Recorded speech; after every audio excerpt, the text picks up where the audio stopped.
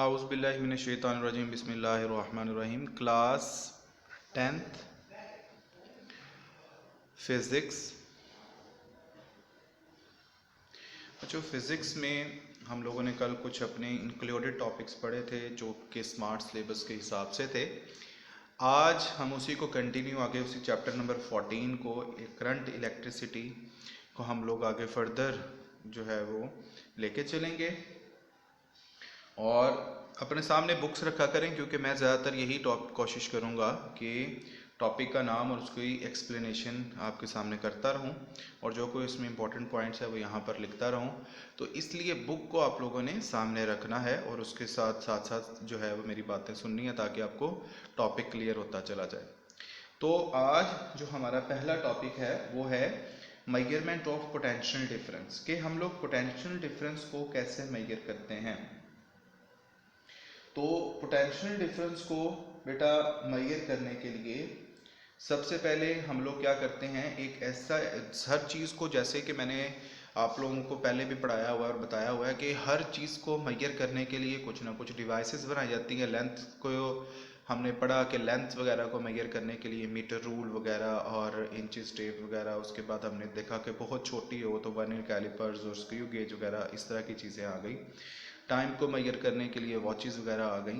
Temperature को major करने के लिए थर्मोमीटर होते हैं। तो इसी तरह यहाँ पर पोटेंशियल डिफरेंस को मेजर करने के लिए भी यहाँ हमारे पास क्या है, एक डिवाइस मौजूद है।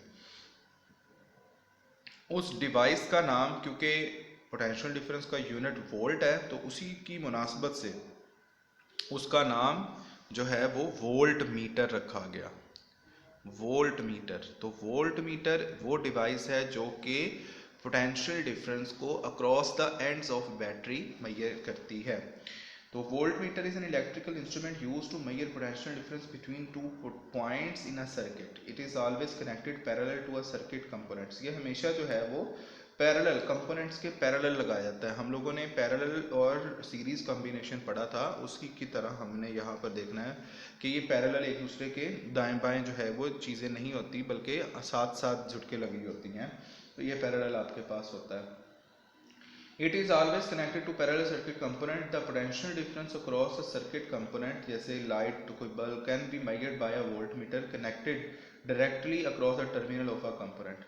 The positive terminal of the battery is connected to the positive terminal of the voltmeter and negative terminal of the battery is connected to the negative terminal of the voltmeter.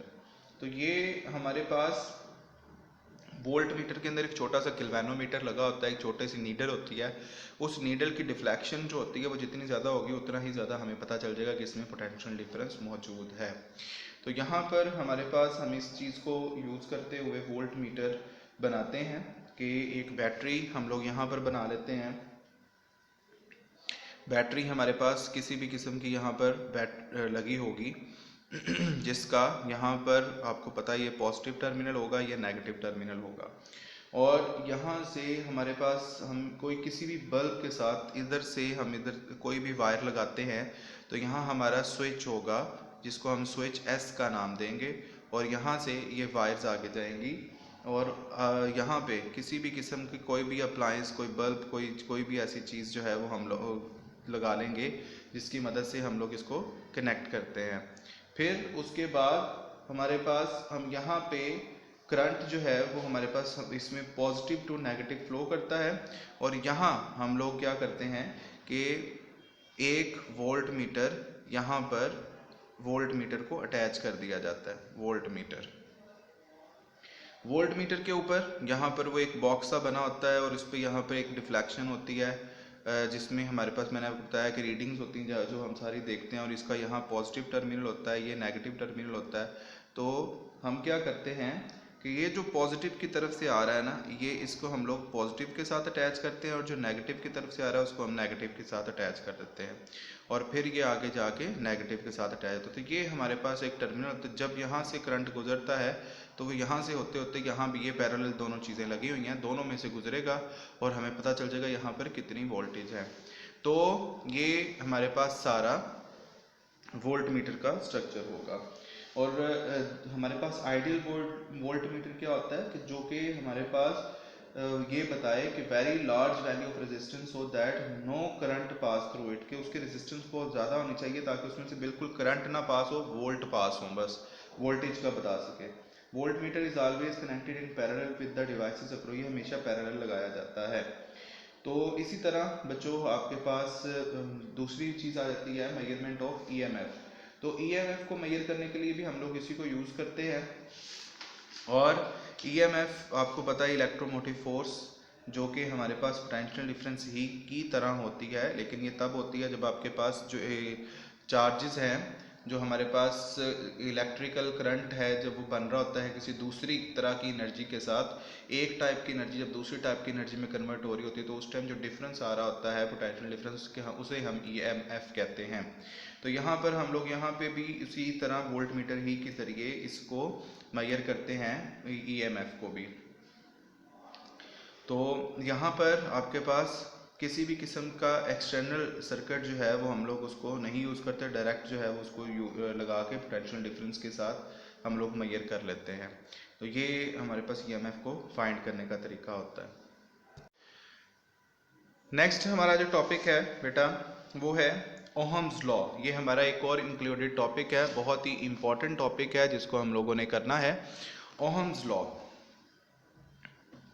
ये ohm भी एक फिजिक्सिस्ट था, एक जो है scientist था, जिसने अपने नाम पर ही इसने ये लॉ जो है वो लॉ बनाया जिसको हमने ओहम्स लॉ कहते हैं।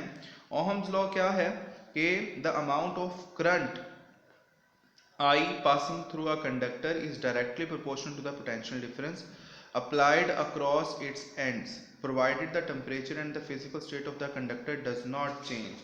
देखिए बच्चों, इसमें उसने ये कहा कि किसी भी किस्म का जब हम यहाँ पर करंट जो है वो किसी भी जो है वो सर्किट में से गुजारें तो वो क्या होता है, वो पोटेंशियल डिफरेंस के डायरेक्टली प्रोपोर्शनल होता है। लेकिन शर्त क्या है, शर्त ये है कि ना तो उस डिवाइस जिसके साथ हमने कनेक्ट किया ना तो उसकी फिजिकल स्टेट चेंज हो, मतलब ना वो मेल्ट हो या वो उसकी, और ना ही उसका टेम्परेचर इंक्रीज करें। ठीक है, तो जैसे हमारे पास बल्ब होता है, तो बल्ब इसकी आपके सामने एग्जाम्पल नहीं हो सकता। उसकी वजह क्या है कि बल्ब जो है वो आपके पास बच्चों उसका टेम्परेचर इंक्रीज कर जाता है, तो इसलिए वो ओहम लॉ को ओबे नहीं करता। तो ये यहाँ पर आपके पास उसने कहा कि जब भी किसी भी दोबारा हम देखते हैं the amount of current passing through a conductor is directly proportional to the potential difference V applied across the ends provided the temperature and the physical state of the conductor does not change, कि उसकी physical state change ना हो। Proportionality symbol है, इसको change करने के लिए हम लोग यहाँ पर क्या करेंगे, एक कांस्टेंट यूज करते हैं R, और R क्या है, R यहाँ पर रेजिस्टेंस है जिसे हम लोग रेजिस्टेंस ऑफ कंडक्टर बोलेंगे। R इसका यूनिट आपके पास क्या होता है, रेजिस्टेंस अब हमारा मेन आगे टॉपिक होगा। रेजिस्टेंस का यूनिट जो है ना वो ओहम होता है, और ओहम को हम लोग ओमेगा, ये ओमेगा का सिंबल है, इसके साथ रिप्रेजेंट करते हैं। ठीक है बच्चों, लिमिटेशन क्या है इसमें, इसमें लिमिटेशन आपके पास ओहम्स लॉ की ये होती हैं कि Ohm's law is applicable in metallic conductors only, सिर्फ मेटालिक चीज़ें होती हैं उनमें होता है। और Ohm's law is applied when temperature and physical state of conductor, ये हम पहले ही बात कर चुके हैं कि वो जब चेंज ना हो। अब आपके पास आ जाती है हमारे पास रेजिस्टेंस, टॉपिक है जी रेजिस्टेंस। रेजिस्टेंस क्या होता है, रेजिस्टेंस जैसे फ्रिक्शन है, ये उसी की तरह की है। फ्रिक्शन आमतौर पर होती है बॉडीज में, और रेजिस्टेंस करंट में होती है कि जब ऐसी जो चीज़ें जो करंट के फ्लो का को मुश्किल कर देती हैं, ठीक है, तो उस ये रेजिस्टेंस आपके पास क्या आती है, the property of substance which offer opposition to the flow of current through it is called the resistance. So अगर हम इस इक्वेशन से रेजिस्टेंस का फार्मूला बनाएं तो हमारे पास resistance is equal to I over V, आपके पास the ratio between current and potential difference is equal to resistance होता है। जैसा कि आपको पता है, मैं पहले भी आपको बता चुका हूं कि रेजिस्टेंस जो होता है वो आपके पास क्या है,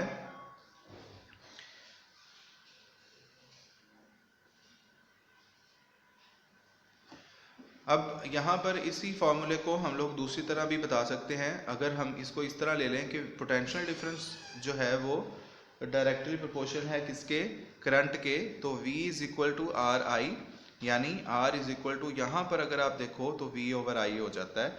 और ये हमारे पास रेजिस्टेंस का दूसरा एक तरीका भी है फाइंड करने का, because the ratio is the connection between two similar quantities.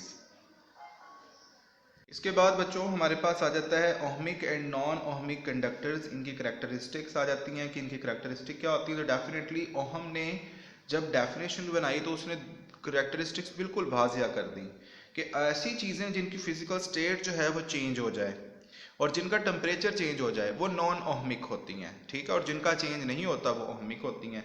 अब उसमें उसने क्या कौन सी चीज़ें बताई। Wide range of voltage are said to be ohmic conductors having a linear voltage current relationship, यानी कि इनका जब भी ग्राफ बनेगा ना तो वो यूं बिल्कुल एक सीधी लाइन बनेगी, वो चेंज नहीं होगा, यूं सीधी लाइन। लेकिन अगर आपके पास जो नॉन ओहमिक होती हैं ना वो थोड़ी सी कर्व बन जाती हैं, क्योंकि उनका या तो टेम्परेचर चेंज होना शुरू हो जाता है या उनका जो है फिजिकल स्टेट वगैरह चेंज होके तो वो दूसरा उनका इस तरह है कि वो पहले सही जाएंगे फिर एकदम जो है वो अपनी डायरेक्शन को चेंज कर लेंगी। तो यहाँ पर आपके पास ये वोल्टेज और ये यहाँ पर हम अगर करंट लेते हैं तो वो बिल्कुल ओहमिक जो होती हैं ना वो बिल्कुल इस तरह होती हैं, जबकि नॉन ओहमिक जो है वो या तो उनके वोल्टेज इंक्रीज हो जाते हैं या फिर उनके जो है वो करंट इंक्रीज और वोल्टेज डिक्रीज हो जाते हैं। तो यहाँ पर ये जिन पे ये ग्राफ बनेगा वो हमारे पास नॉन ओहमिक होती हैं। तो थर्मिस्टर वगैरह ये हमारे पास बल्ब की मैंने आपको पहले एग्जांपल दी, तो ये सारा कुछ जो है वो आपके पास किसकी एग्जांपल है, ये नॉन ओहमिक होती हैं। और ऐसी डिवाइसेस खासकर जो मेटल की चीज़ें जिनका टेम्परेचर इंक्रीज नहीं करता वो नॉर्मल ही रहती हैं। मेटालिक जिस तरह हमने पहले बात की, मेटालिक जितनी चीज़ें होती हैं ज़्यादातर वो हमारे पास ओहमिक होती हैं।